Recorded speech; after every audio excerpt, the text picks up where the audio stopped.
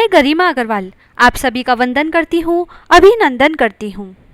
आइए आज हम सुनते हैं दुबड़ी साते या दुबड़ी आठे की कथा। इसे दुर्वाष्टमी भी कहा जाता है। कहीं कहीं यह व्रत सप्तमी तिथि को किया जाता है तथा कहीं यह व्रत अष्टमी तिथि को किया जाता है। एक साहूकार था, उसके 7 बेटे थे। बेटों के विवाह के फेरों के पूरा होने से पहले ही बेटे मर जाते थे। इस प्रकार 6 बेटे मर गए। डरते डरते 7वें बेटे का विवाह मांडा। तब सब बहन बेटियों को भी बुलाया। सबसे बड़ी बूहा पीहर आते समय मार्ग में कुम्हार के यहाँ रुकी। उसका मन बुझा हुआ था, कोई खुशी नहीं थी। कुम्हार ढकनी गढ़ रहा था। बुआ ने पूछा कि तू क्या कर रहा है? वह बोला कि गांव के साहूकार के बेटे का विवाह है, उसी के लिए ढाकनी गढ़ रहा हूँ, पर उसका बेटा मर जाएगा। बुआ ने पूछा कि बेटा नहीं मरे, इसका कोई उपाय नहीं है? कुम्हार ने बताया कि यदि बींद की कोई बूहा दुबड़ी साते का व्रत करे, ठंडा खाए, कांटा फांसे, बींद के सारे नेग उल्टा कर गालियां देती रहे, फेरे के समय कच्चा दूध और तात का फंदा लेकर बैठ जाए। आधे फेरे होने के बाद एक सांप बींद को डसने आएगा, तब उसके सामने कच्चे दूध का करवा रख दे। जब सांप दूध पीने लगे तो उसे तात के फंदे में फंसा ले। जब सर्पिणी सांप को छुड़ाने के लिए आए, तब बुआ उससे वचन ले कि तू मेरे सब भतीजों को जिंदा कर, उनकी बहुएं दे, तो ही मैं तेरे पति सांप को छोड़ूंगी। सारी बात सुनकर बुआ वहां से रवाना होकर पीहर में अपने घर में गालियां देती हुई घुसी। सब इसके इस व्यवहार से अचंभित रह गए, पर कोई कुछ नहीं बोला। आखिर बुआ जो ठहरी, सारे नेग उल्टे कराती गई। घर की अन्य औरतें कुछ बोलती तो भी ध्यान नहीं देती। जिद करके बारात भी पिछले दरवाजे से निकलवाई। उसी समय सामने का द्वार टूटकर गिर गया। सब उसकी प्रशंसा करने लगे। अब तो जैसा वह कह रही थी वैसे ही सब मान रहे थे। फिर जिद करके बारात में शामिल हो गई। साहूकार फिर भी नाराज ही था। उसने कहा, ये जाएगी तो मैं नहीं जाऊंगा। वैसे भी मैं जाता हूँ तो मेरे बेटे मर जाते हैं, और वो नहीं गया। बारात को रास्ते में बरगद के पेड़ की छाया से निकालने लगे तो गालियां देते हुए उसने बारात को धूप में से ही निकालने की जिद की।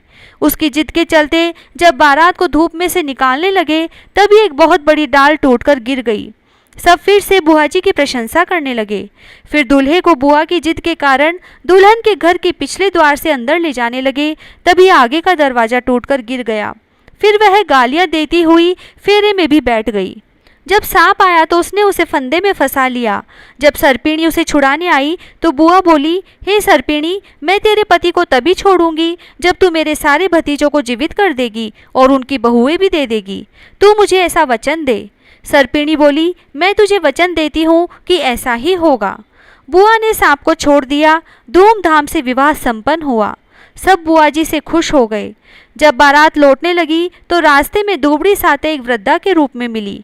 उसने बुआ से दुबड़ी साते की पूजा और व्रत करने के लिए कहा। बुआ ने कहा, मैं दुबड़ी साते की पूजा कराना चाहती हूँ, व्रत कराऊंगी, पर कैसे कराऊं समझ में नहीं आ रहा। वृद्धा मुस्कुराती हुई वहां से चली गई। उसके जाने के बाद पूजा के बारे में सोचती हुई जब बुआ गाड़ी में से उतरी तो देखा कि वहां दुबड़ी साते का पाटा मांडा हुआ रखा था। पूजन सामग्री भी रखी हुई थी। ताजा दूब उगी हुई थी। पूजा करने की विधि तो उसे पता ही थी। उसने पूरे मनोयोग और श्रद्धा के साथ पूजा की, बायना निकाला, कांटा फंसाया और कथा कही। बारात गांव में पहुंची। जब साहूकार ने 7 बेटों को जीवित देखा तो उसे बहुत ही आश्चर्य हुआ। सारे बेटे साहूकार के पैर पड़ने लगे तो साहूकार बोला, बेटा, आज अगर तुम पुनः जिंदा हो सके हो तो अपनी बुआ के कारण। ये जीवन तुम्हारी बुआ का दिया है, इसीलिए सब इनके पैर पड़ो।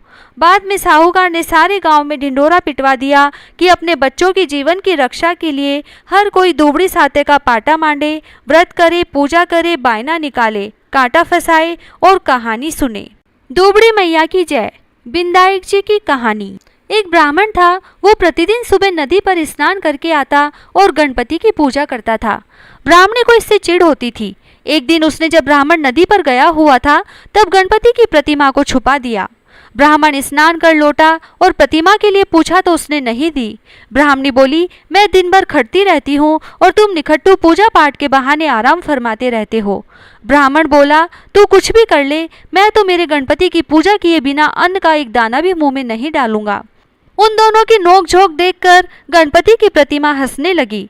ब्राह्मणी को गणेश जी को हंसता हुआ देखकर और गुस्सा आ गया। वो बोली, वो पड़ी तुम्हारी मूर्ति।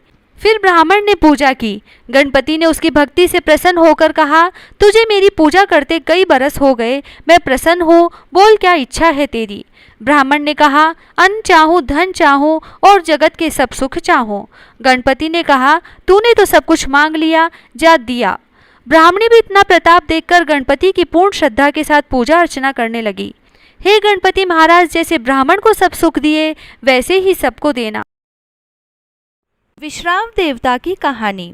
विश्राम देवता किसी गांव में एक भाटका व एक जाटका रहता था। दोनों परम मित्र थे। एक बार जाटका अपनी बहन के घर जाने के लिए तैयार हुआ तो भाटका अपनी ससुराल जाने के लिए तैयार हुआ। दोनों साथ चल पड़े तो रास्ते में रुक कर एक तालाब की पाल पर बैठ गए। जाटका ने भाटका से कहा, नगर बसेरा कर लेते हैं। इस पर भाटका बोला, तू ही नगर बसेरा कर ले, मैं तो अपनी ससुराल जा रहा हूँ, वहाँ खूब खातिर होगी मेरी, तू कर ले नगर बसेरा। जाटका वहीं तालाब की पाल पर बैठ पानी की घंटी और चावल की पोटली लेकर नगर बसेरा करने लगा।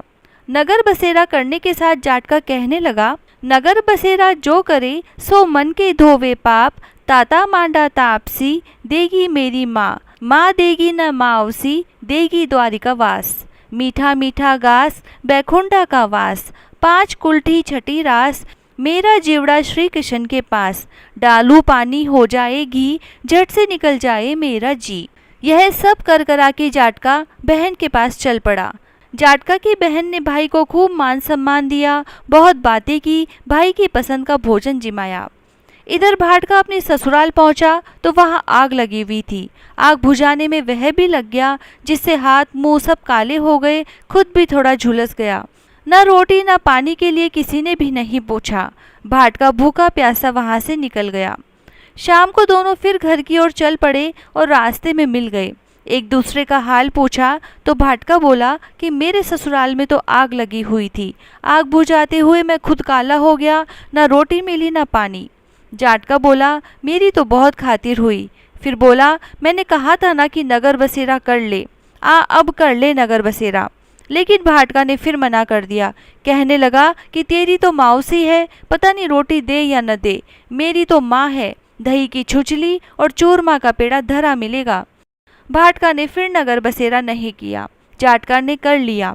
नगर बसेरा जो करे सो मन के धोवे पाप, ताता मांडा तापसी देगी मेरी माँ, माँ न देगी मावसी देगा द्वारिका वास। मीठा मीठा गास बैकुंठा का वास, 5 कुल्टी छठी रास, मेरा जीवड़ा श्री कृष्ण के पास। डालू पानी हो जाए घी, झट से निकल जाए मेरा जी। कर करा के वह चल पड़ा। घर पहुंचते ही जाटका की मौसी ने बहुत लाड़ प्यार किया। उधर भाटका घर गया तो उसकी एक भैंस खो गई थी। बाप एक लाठी रखे दूसरी उठाए और कहने लगा कि ससुराल गया तो आग लगा दी और अब यहाँ आया तो भैंस खो दी। बाप ने कहा, जा पहले भैंस ढूंढ कर लेकर आ, तभी रोटी पानी मिलेगी। सारा दिन भाटका भैंस ढूंढता रहा लेकिन उसे भैंस नहीं मिली। जाटका और भाटका फिर मिले। जाटका ने भाटका के हाल पूछे तो भाटका बोला, आते ही भैंस खो गई, बस उसी दिन से ढूंढ रहा हूँ, रोटियों का तो पूछो ही मत, पानी भी नहीं मिला। जाटका ने कहा कि मैंने तो पहले ही कहा था नगर बसेरा कर ले। जाटका की बात सुनकर भाटका बोला, तेरे नगर बसेरे में इतनी ताकत है तो चल अब कर लेते हैं। दोनों ने बैठकर नगर बसेरा किया। नगर बसेरा जो करे सो मन के धोवे पाप, ताता मांडा तापसी देगी मेरी माँ, माँ न देगी मावसी देगा द्वारिका वास। मीठा मीठा गास बैकुंठा का वास, 5 कुल्ठी छठी रास, मेरा जीवड़ा श्री कृष्ण के पास। डालू पानी हो जाएगी, झट से निकल जाए मेरा जी। दोनों नगर बसेरा करके थोड़ा सा आगे चले। भाटका जैसे ही आगे बढ़ा उसकी खोई हुई भैंस मिल गई, जिसे लेकर घर पहुंचा। घर पहुंचते ही माँ ने कहा कि लड़के को आते ही घर से निकाल दिया, सारा दिन से भूखा प्यासा भटक रहा है। यह कहकर उसकी माँ ने उसको खूब खिलाया पिलाया और ससुराल से संदेशा आ गया। ससुराल गया तो बहुत आवभगत हुई और अपनी पत्नी को लेकर घर आ गया। भाटका प्रसन्न हो गया। भाटका ने सारे नगर में ढिंडोरा पिटवाया कि सब कोई अपने पीहर या सासरे आते जाते नगर बसेरा करे। हे विश्राम देवता, जैसे जाटका भाटका को नगर बसेरे का फल मिला वैसे कहता ने सुनता ने हुकारा भरता ने सारे परिवार को मिले। लपसी तपसी की कहानी। एक लपसी था, एक तपसी था। तपसी तो भगवान की तपस्या करता था और लपसी सवा शेर की लपसी बनाकर उसका भोग लगाकर जीम लेता। एक दिन दोनों लड़ने लगे। लपसी बोला मैं बड़ा, तपसी बोला मैं बड़ा। इतने में नारद मुनि आए और बोले तुम क्यों लड़ रहे हो? तो लपसी ने कहा मैं बड़ा हूँ और तपसी ने कहा मैं बड़ा हूँ। तपसी बोला मैं सारे दिन भगवान की पूजा करता हूँ। यह सुन नारद जी ने कहा कि मैं तुम्हारा फैसला कल करूँगा। दूसरे दिन लपसी तपसी नहा कर आए तो नारद जी ने 1.25 करोड़ की अंगूठी उनके आगे फेंक दी। लपसी ने अंगूठी देखी पर उस पर ध्यान नहीं दिया। तपसी तपस्या करने बैठा तो उसे अंगूठी दिखी और उसने अपने घुटने के नीचे दबा ली और तपस्या करने लगा। और लपसी लापसी बनाकर उसका भगवान के भोग लगाकर जीमने बैठ गया। इतने में नारद जी आए तब दोनों से पूछा कि कौन बड़ा है? फिर तपसी ने कहा मैं बड़ा हूँ। नारद जी बोले कि तुम्हारा घुटना उठाओ। तो उसके नीचे 1.25 करोड़ की अंगूठी निकली। तब नारद जी बोले यह अंगूठी तूने चुराई है तो तुझे तेरी तपस्या का फल नहीं मिलेगा। तब तपसी बोला हे नारद मुनि, मेरी तपस्या का दोष कैसे दूर होगा?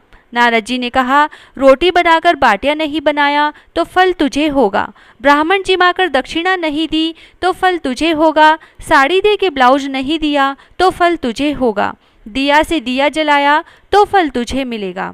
सब व्रत त्योहार की कहानी सुनने के बाद तेरी कहानी नहीं सुनी तो फल तुझे होगा। तभी से सभी व्रत त्योहार की कहानियों के बाद लपसी तपसी की कहानी सुनी जाती है। कहानी सुनने के बाद ऐसे कहें लपसी को फल लपसी ने हो जो, तपसी को फल तपसी ने हो जो, महा की कथा कहानी को फल महाने हो जो। आड़ी बाड़ी की कहानी। आड़ी बाड़ी सोना की बाड़ी जी में बैठी कान कुमाड़ी काई मांगे 33 कोटि देवी देवता की। बाड़ी जी सिया काई होवे, अन्न होए धन होए लाज होए, लक्ष्मी होए बिछड़िया ने मेलो होए, निपुत्र ने पुत्र होए, सासू को पुरसन बहू को जीमन, उठ भाई तपसी जीम भाई लपसी, भाई को थान भाभी को मान, थाने थारी वार्ता को फल हो जो, माने मारे भरत को फल हो जो। जय श्री राधे।